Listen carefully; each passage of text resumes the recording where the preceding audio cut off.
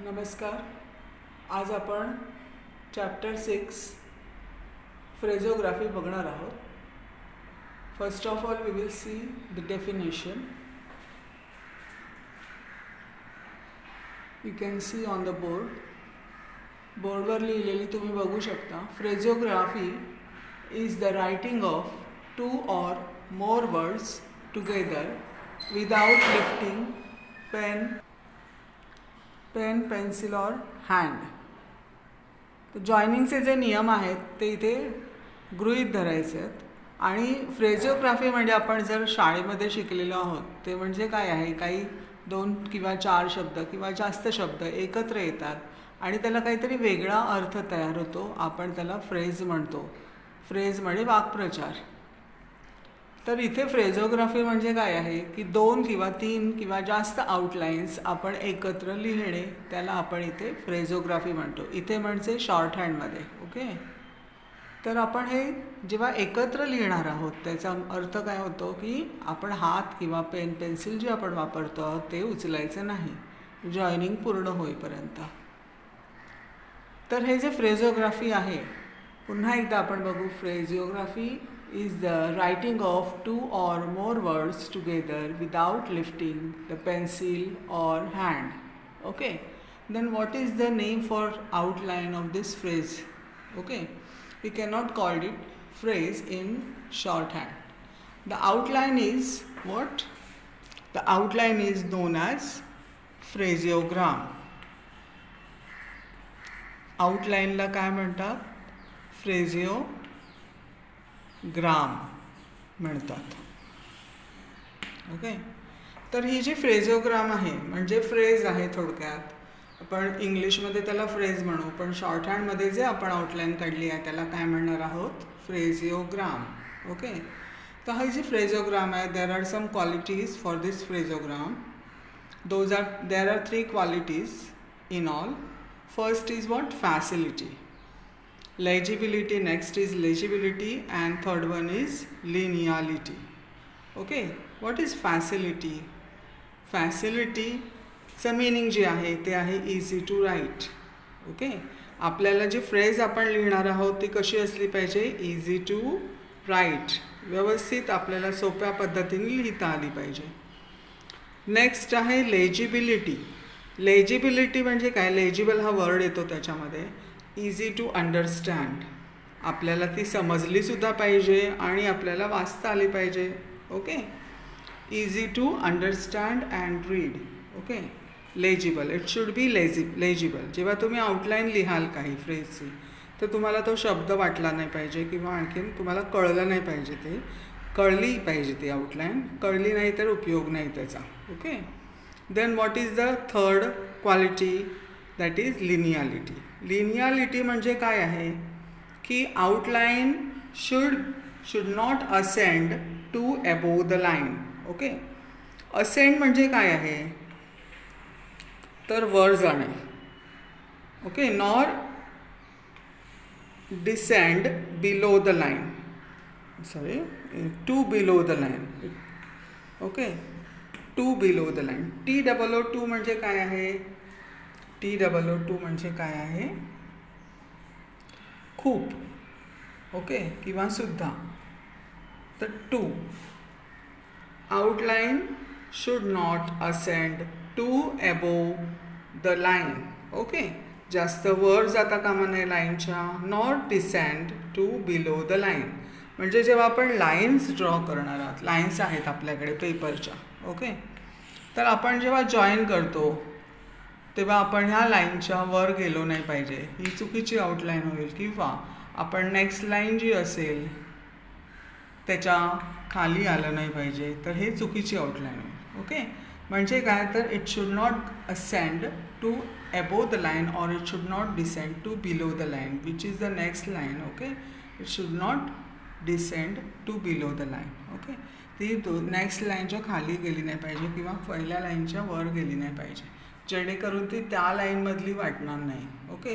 लिनियालिटी म्हणजे काय? याच्यामध्ये लाईन हा शब्द आलेला आहे. बरोबर. तर लाईन म्हणजे का? एका लाईनमध्ये राहिले पाहिजेत ते वर्ड किंवा फ्रेजेस जी आउटलाईन आपण काढणार आहोत ते. एका लाईनमध्ये राहिली पाहिजे, ती वर किंवा खाली जाता कामा नये, एवढं लक्षात ठेवायचं. पुन्हा आपण बघू क्वालिटीज आहेत. कोणाला क्वालिटीज आहेत? त्या फ्रेझोग्रामला क्वालिटीज आहेत. ओके, फ्रेझोग्रामला किती क्वालिटीज आहेत? 3. Facility, legibility and lineality. Facility म्हणजे काय आहे? इझी टू राईट, आपल्याला लिहिता आलं पाहिजे. लेजिबल असली पाहिजे ती आउटलाईन, म्हणजे आपल्याला समजली पण पाहिजे आणि आपल्याला ती वाचतासुद्धा आली पाहिजे. ओके, समजली तरच वाचता येणार आहे ऑब्वियसली. नेक्स्ट आणि लास्ट काय आहे? लिनियालिटी. लिनियालिटीमध्ये लाईन हा वर्ड आहे, म्हणजे एका लाईनमध्ये आली पाहिजे. याचा अर्थ काय आहे?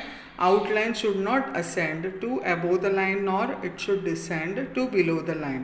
ती खाली जाता कामा नये लाईनच्या, किंवा लाईनच्या वर जाता कामा नये खूप. ओके, हे होते आपल्या क्वालिटीज. तर क्वालिटीज नंतर आपण एक महत्त्वाचा पॉईंट बघणार आहोत, पोझिशन. ओके, तर पोझिशन काय असेल? आपण वर्ड्सची तर पोझिशन बघितली आहे. How many positions do you remember? तुम्हाला माहीत आहे का किंवा आठवतं आहे ना की किती पोझिशन्स असतात? किती पोझिशन्स असतात? 3 पोझिशन्स असतात. कोणत्या कोणत्या आहेत त्या? Above the line. ओके, ते आपण बघूया. Above the line, on the line आणि थ्रू द लाईन, अशा 3 पोझिशन्स असतात. तर आपण याच्यातली पोझिशन कशी लिहायची? वर्डची पोझिशन आपण पहिल्या वॉवेलवर डिपेंड करते. ओके, पण फ्रेझोग्राफीमध्ये पोझिशन कशावर डिपेंड करते? This is the most important part, की फर्स्ट वर्ड फॉर्म. ओके, वर्डवर डिपेंड करते. आणि which is that word? It is first word. Okay, first word कसा असेल? फर्स्ट वर्ड समजा अबोव द लाईन आहे, तर phrase will be written above the line. Okay, phrase आपली कशी लिहिली जाईल? Above the line. समजा पहिला वर्ड जर आहे ऑन द लाईन, तर पोझिशन काय असेल? ऑन द लाईन, वर्डची नाही सॉरी, फ्रेजची. ओके, तर आपण काही एक्झाम्पल बघूया. एक एक्झाम्पल इथे मी लिहिते बघा. आय. ओके,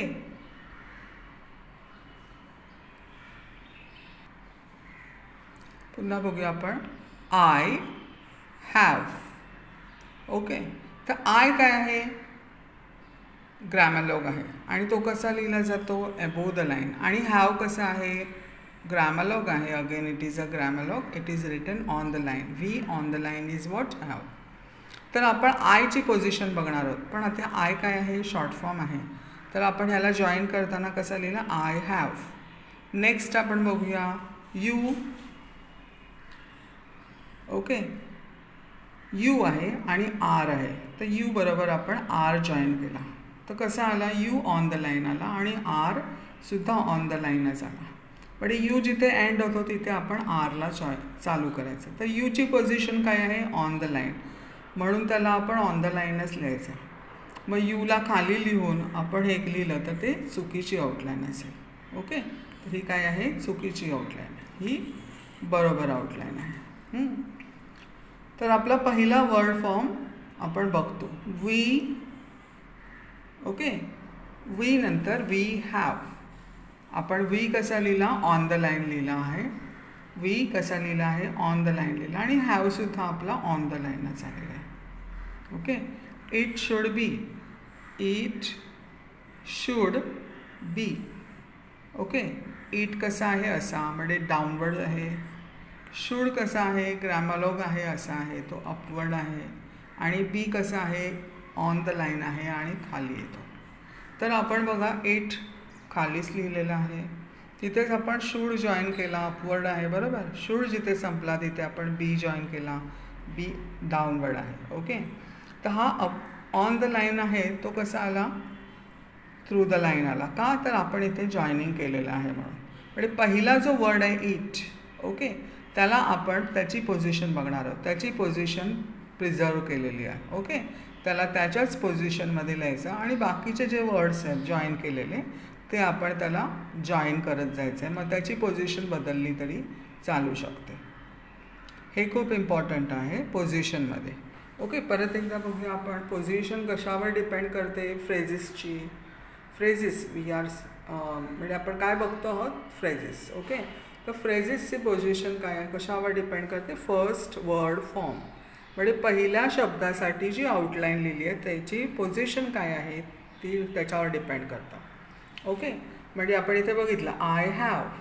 आता हा आय हॅव असा बघितला. आपण आय हॅडसुद्धा कसा लिहू, तर आय हॅड. हॅड कसं आहे, अबोव द लाईन आहे, म्हणून हॅड अबोव द लाईन आला आणि हॅव ऑन द लाईन आला. कारण हा शॉर्ट फॉर्म आहे, त्याच्याबरोबरची पोझिशन आपण लिहू शकतो. दुसरा शॉर्ट फॉर्म आहे यू. तर यू बरोबर आर जो आहे तो आपण बघितला कसा लिहिला जातो. We have. It should be. म्हणजे आपण मोशन बदलली नाही पाहिजे कोणत्याही. म्हणजे जे आपले नियम आहेत, कोणते नियम, जॉईनिंगचे, ते आपण इथे फॉलो करायचे.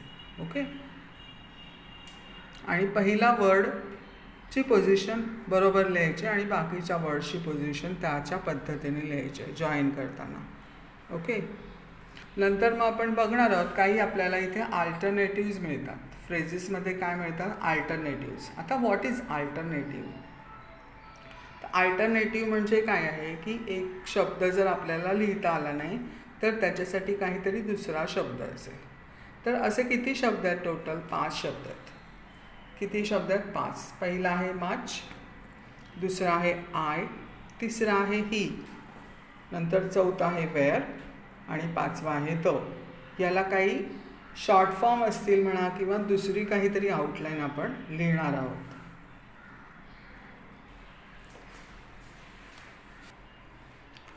पुन्हा एकदा बघूया की अल्टरनेटिव्ज कशामध्ये आहेत, फ्रेजेसमध्ये आहेत. स्ट्रोक्समध्ये सुद्धा येतात वर्ड्समध्ये, पण आता आपण फ्रेजेसचे बघणार आहोत अल्टरनेटिव्ज. तर किती शब्द आहेत आपल्याकडे अल्टरनेटिव्हसाठी, 5 आहेत. मच, नंतर आय, ही आणि वेअर आणि द. हा वेअर जो आहे ह्याला आपण वर असं काही लोक म्हणतात. ओके. आणि हा आहे द. तर मचचा अल्टरनेटिव्ह काय आहे, बेसिकली मच हा काय आहे, ग्रॅमॅलॉग आहे. तर हा ग्रॅमॅलॉग म्हणजे काय आहे, शॉर्ट फॉर्म आहे. तर 3 केसेसमध्ये 3 एक्झाम्पल्समध्ये म्हणजे जॉईन करताना त्याला पूर्ण लिहिलं जातं. कोणते आहेत ते 3 केसेस, म्हणजे आता हा समजा विथ मच लिहिला तर असा येणार आहे. ओके. पण टू मच लिहिला, टू मच म्हणजे एमचे पूर्ण लिहिला. मचमध्ये किती कॉन्सोनंट्स आहेत, एम आणि चे. तर एम आणि चे पूर्ण लिहिले. टू मच, सो मच आणि हाऊ मच. इथे फ्रेजेसमध्ये लिहिताना too much, so much, how मचमध्ये एमचे पूर्ण लिहिलेलं आहे. Okay. This is alternative form. हे कधी लिहिले जातात, जेव्हा आपल्याला जॉईनिंग आपण व्यवस्थित लिहू शकत नाही एखाद्या आउटलाईनचं. म्हणजे आता इथे हा जर टू आहे आणि टू बरोबर आपण हा मच लिहिला तर थोड्या वेळाने काय होईल, त्याला असा होईल. ओके. तर ही आउटलाईन आपल्याला कळणार नाही, किंवा हा लाईट झाला आणि हा असाच झाला तर आपल्याला ही आउटलाईन कळणार नाही. यासाठी आपल्याला टू मच, सो मच आणि हाऊ मच ह्याच्यामध्ये काय केलेलं आहे, सो मच बरोबर बघूया आपण, एस आणि चे. इथे आपल्याला अँगल होत नाही प्रॉपर कुठे लिहिलं आहे तो, बरोबर, जॉईन केला आहे तो. तर ह्यासाठी आपल्याला या 3 केसेसमध्ये to much, so much, how much या 3 केसेसमध्ये आपल्याला एमचे पूर्ण लिहायचं आहे. बेसिक आउटलाईन काय आहे, chay above the line. Okay. Chay above the line. पण इथे आपण लिहिताना कसा लिहिणार आहोत, too much, so much, how मचमध्ये आपण पूर्ण लिहिणार आहोत. नंतर आय ग्रॅमॅलॉग तुम्हाला सर्वांना माहिती आहे की आय कसं आहे, आय डिफ्थॉंग अबोव द लाईन. आता ह्या आयला लिहिताना फ्रेजेसमध्ये तर कसं लिहिणार आपण, तर ह्याची एक टीक लिहिणार आहोत. फक्त एक टीक, 2 आहेत ह्याच्या, बरोबर. तर ह्याची आपण एक टीकच वापरणार आहोत. मग हा कधी वापरणार एक टीक, हे जरा मी पुसते आता. ओके. तर आयची टीक जी आहे, एक टीक, ती कधी वापरणार आपण, के किंवा एम किंवा एल सोबत, के एम एल सोबत. म्हणजे आता बघा फ्रेज आय कॅन, के आला, मग आपण आयची फक्त एकच टीक वापरली, I am. Okay. I will, L आला. तर I can, I am, I will किंवा आय मे पण येऊ शकतो इथे. I can, I am, I will ह्याच्यामध्ये काय झालं, के एम आणि एल आलेला आहे. त्यामध्ये आपण काय केलं आहे, आयची फक्त एकच टीक लिहिली. का नाही लिहिली इथे, तर इझियर जॉईनिंग व्हावं, मध्ये आपल्याला अडथळा येऊ नये, आपल्या स्पीडमध्ये थांबू नये. ओके. स्पीडमध्ये अडथळा येऊ नये म्हणून आपण हे अशा प्रकारचं जॉईनिंग केलेलं आहे फ्रेजेसमध्ये. ओके. नंतर ही जो शब्द आहे याच्या 2 आउटलाईन्स आहेत. ॲक्च्युली 3 आउटलाईन्स आहेत. आपण आता इथे 2 बघूया. तर हा ही आहे तो कसा आहे, H, downward H through the line आणि वॉवेल येतो ह्याला. दुसरी आउटलाईन काय आहे याच्यासाठी, D dash on the line. Okay, D dash on the line. D dash म्हणजे काय आहे, तर हा ग्रॅमलॉग आहे. ओके.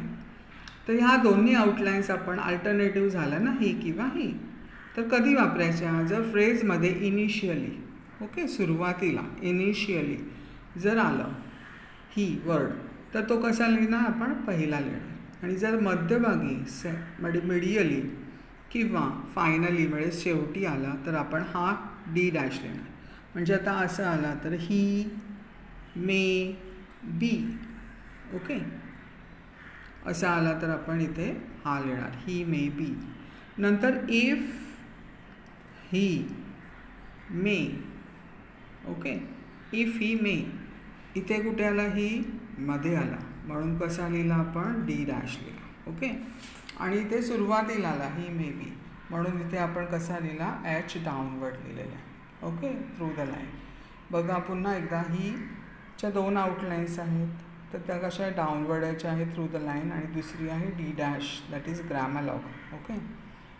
तर initially in phrases, okay, downward H is used, and in phrases medially or finally, okay, which sign is used, D dash. Okay.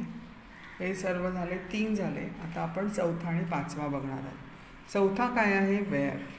हा जो wear आहे आपण इथे बघितला, आता कुठे बघितला, विल बघितला, सॉरी, वेअर. वेअर जो आहे कशी आहे आउटलाईन, तर आर एस सी, आपण आर एस सी बघितलेली आहे आणि डाऊनवर्ड आर अशी आउटलाईन आहे. आणि त्याला काय आहे, इथे वॉवेल आहे, लाईट वॉवेल. तर हा जो आर एस सी आहे that is omitted in phrases. काय केलं जातं, त्याला ओमिशन केलं जातं, म्हणजे त्याला गाळलं जातं. म्हणजे फक्त काय लिहिणार आपण, आर लिहिणार. तर ह्याच्यासाठी अल्टरनेटिव्ह साईन काय आहे, फ्रेजेसमध्ये, फक्त फ्रेजेसमध्ये वे आणि त्याला रे. ओके. फ्रेजेसमध्ये जेव्हा आपल्याला डाऊनवर्ड आर लिहिता येत नाही तेव्हा आपण काय लिहिणार आहोत, वे आणि ray. Examples, we will see examples. Okay. काय आहेत बघा, यू. इथे समजा आपल्याला लिहायचं आहे तर आपण वेअर कसं लिहिणार, downward r. We can write it. Okay, here you were. हां, इफ ही वेअर, आपण इथे सुद्धा डाऊनवर्ड आर वापरू शकतो वेअरचा. हां, डब्ल्यूचं काय आहे, ओमिशन आहे वेअरमध्ये. फ्रेजेसमध्ये लिहिताना only in phrases. Okay. What is the next outline for this phrase, very. समजा आता तुम्ही दे लिहिलं आहे तर दे बरोबर हा जो आहे वेअर हा जॉईन होत नाही व्यवस्थित. ह्यासाठी इथे दे सोबत काय लिहिणार आहोत आम्ही, वे आणि रे. ओके, वे आणि रे. दे सोबत काय लिहिणार आपण, वे आणि रे. तर ज्या वेळेला आपल्याला ही आउटलाईन काढता येत नाही तेव्हा त्याच्यासाठी आउटलाईन काय, अल्टरनेटिव्ह काय आहे, विकल्प काय आहे, वे आणि रे. ओके. म्हणजे त्याच्या मोशन जी आहे त्याच्यामध्ये खंड नाही आला पाहिजे, ऑब्स्टिकल नाही आला पाहिजे, हे आपण बघायचं आहे. ओके. त्याच्यानंतर आहे द.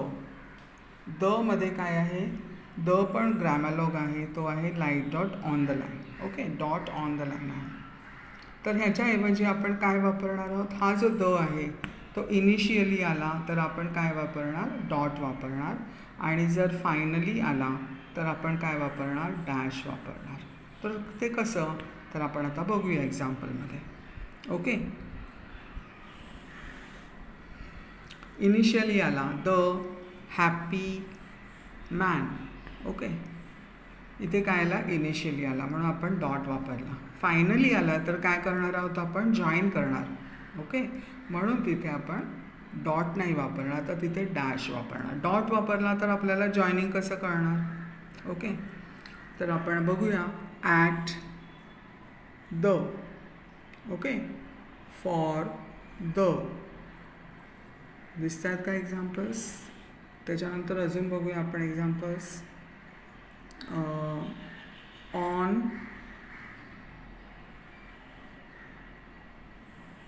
Sunday the. ओके, अशा प्रकारे. एक दुसरं एक्झाम्पल बघूया अजून एक.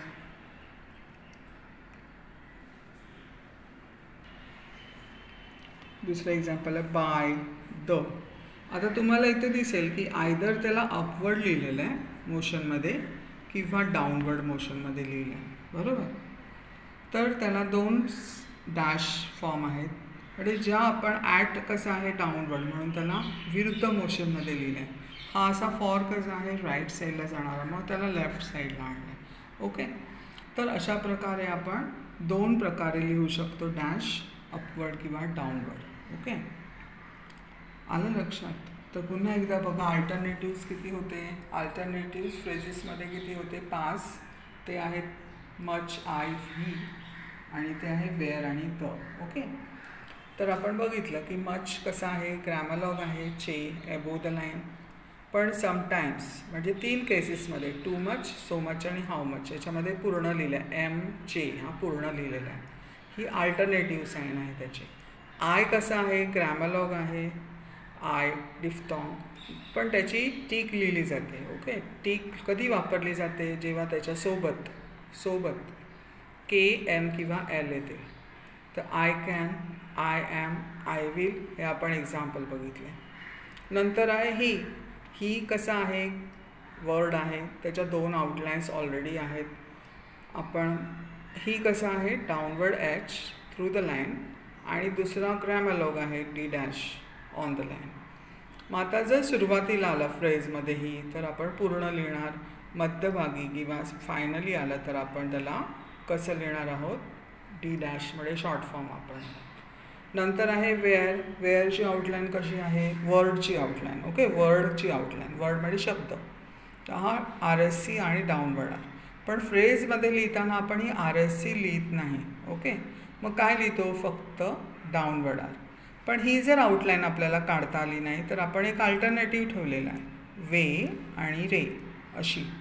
ओके, तर एक्झाम्पल आपण बघितले ते you were, if he were, downward r लिहिलेलं आहे.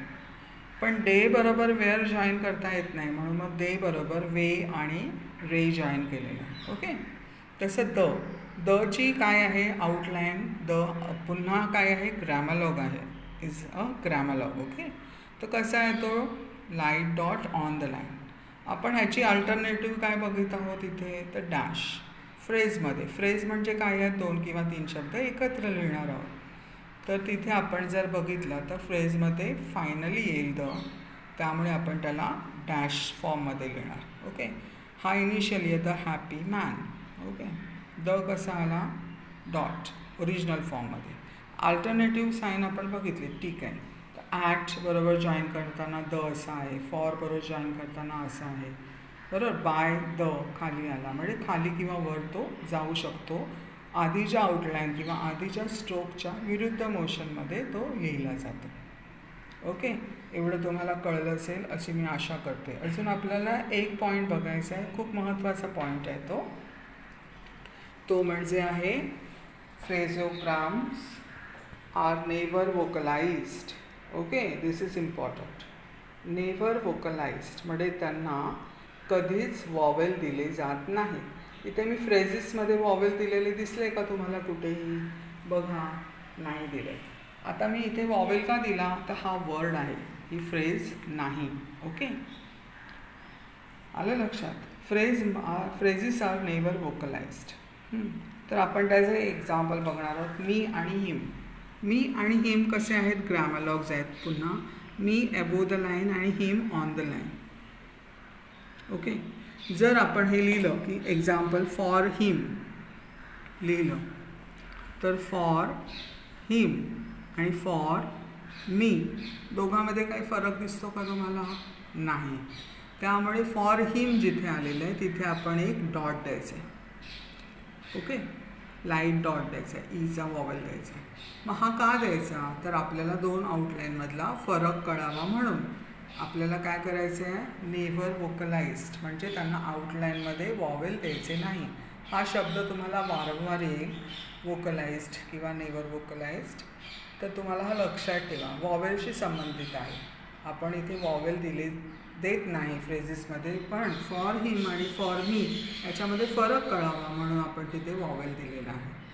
तसं पुस्तकात इथे नाही आहे, पण आपला तुम्हाला वेगळा एक पॉईंट सांगू इच्छिते की मे आणि ॲम हे जॉईन करताना मग अशी आपण बघितलं की आय मे, आय ॲम, काही फरक दिसतो का तुम्हाला? नाही. मग तुम्ही मेमध्ये वॉवेल देऊ शकता किंवा ॲममध्ये देऊ शकता. तुम्हाला जिथे द्यायचं असेल तिथे द्या. एक लक्षात ठेवायचं की तुम्ही फक्त मे आला तरच वॉवेल देणार. मग जिथे ॲम आला असेल तिथे वॉवेल नाही दिला तरी चालेल. ओके, हा चॅप्टर इथे संपलेला आहे. तरी आपण पुन्हा एकदा त्याचं रिवाईज करूया. फ्रेझोग्राफी म्हणजे काय आहे? Is the writing of 2 or more words together without lifting the pen, pencil or hand. Okay, what is the name for outline of a phrase? Outline of for a phrase is also known as phraseogram. Okay, and there are qualities for this phraseogram. How many qualities are there? 3 qualities: facility, legibility and linearity. Facility is what? Easy to write. Legibility means easy to understand and read. And linearity म्हणजे काय आहे? Outline should not ascend to above the line or it should not descend to below the line. Okay, what is the position for this phraseogram? Phraseogram's position depends on the first word form. Okay, the first word form is very important. Then alternatives. Alternatives काय आहेत? In phrases there are alternatives for 5 words. Okay, which are those words? Much, I, he, and, where and the. Okay, there are alternatives. What are the alternatives for much? Much is a grammar lock, che above the line. Okay, in 3 words, in 3 cases it is written with full form, that is m che. I, okay, I is a grammar lock, it is written with the diphthong sign. Sometimes in which cases, when it comes before k, m or l, it is shortened. Okay, shorten केलेला आहे आणि tick वापरला एकच, he. Okay, there is what? Outline for the word he. Okay, that is what? Downward edge through the line. And what is the alternative sign? The grammar lock, D dash. D dash means what? D, it is written with the motion of D. And how D is written? It is a heavy stroke. And this is also written in heavy form. Okay, so it is called D dash. D dash, but it is not the full stroke. Okay, it is a dash. So it is called D dash. He and he. Okay, in phrases initially, if he comes initially, it is written with downward edge, and when it comes medially or finally, it is written in what? D dash form. Okay, short form is used. Where, what is the outline for where? RSC and downward R. But in phrases, only downward form of R is used for this where. Okay, sometimes where good joining occurs, or we cannot join this R, we have to write what? Way and ray. Outline is way and ray. In the words you were, if we were, we can write downward R, but in this phrase they were, we have to use which form? Way and ray. Okay, the is the last word in this case.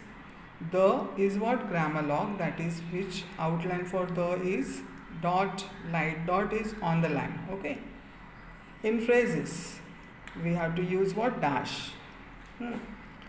Initially we can write the dot. Okay, but finally we have to use this the dash or the tick at the.